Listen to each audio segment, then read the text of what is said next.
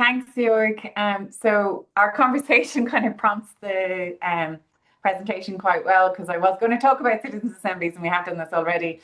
This is a picture from the end of the referendum where Irish people voted to include gay marriage as something which we could all participate in. And you can see the joy in people's faces. So my question is, how do we get this same engagement for our environmental policies? Because this is really where we're coming from now in Ireland. Like, we have a beautiful country, and don't get me wrong, I'm so proud of it. But 50% of our fresh water is in poor, deteriorating conditions. We have not been looking after our bogs, which are like our Amazon rainforests in terms of carbon capture, but in terms of habitats as well. And so we're dealing with a lot of habitat loss purely because in Ireland we have taken a very extractive view of nature, possibly from a colonial mindset and losing our indigenous culture, etc. But where we came to is that in Ireland, a biodiversity loss emergency was declared by government in 2019 when the Green Party was not actually in power, interestingly enough.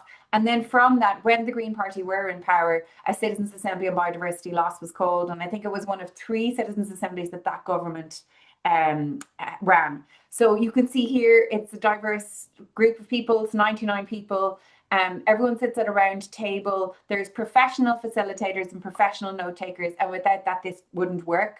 The Citizens' Assembly is run by the Prime Minister's office. So it's funded by the Prime Minister's office, and it has technical staff, civil service who assist with it. But that is where the political involvement ends. There are no politicians who will present at it. They cannot participate in any engagement with it, and it really kind of maintains the independence of it.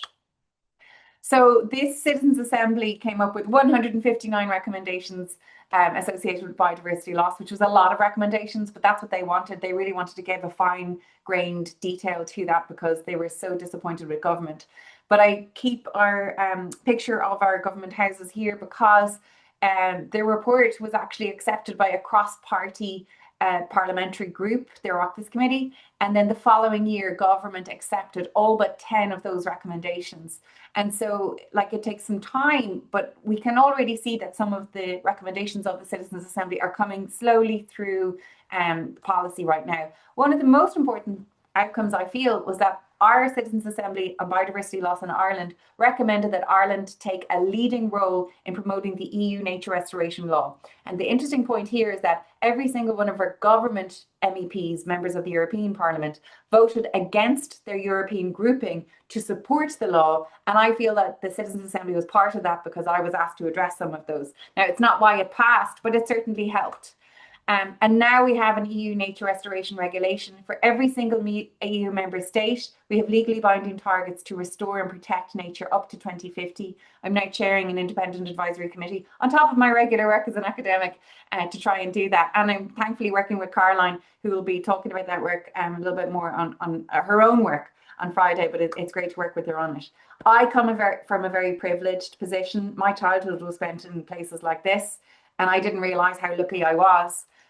But I feel now that a part of our conversation that we're losing is that climate takes over everything, but actually nature underpins that.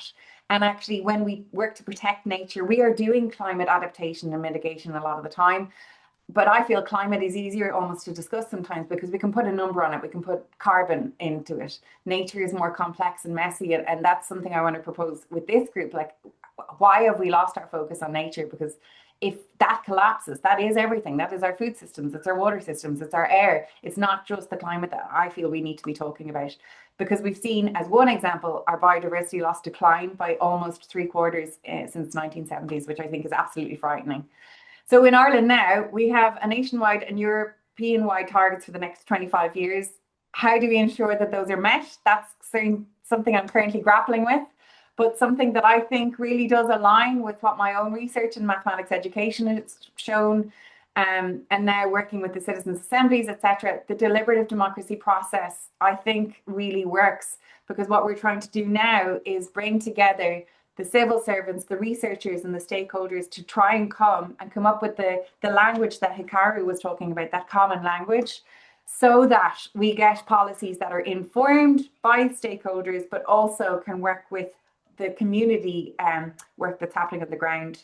And so that's what we're trying to do right now. So obviously farmers see this as something that's quite actually frightening, because again, we're asking them to change their practices once more with a massive policy. But where we are getting some constructive engagement is bringing people into a room, and even across then the farming perspectives, they can see that it's very different if you're a dairy farmer versus a beef farmer versus a sheep farmer versus a grain growers. Across that spectrum, we need to have empathy and develop our shared language. And so that's where we're stopping right now.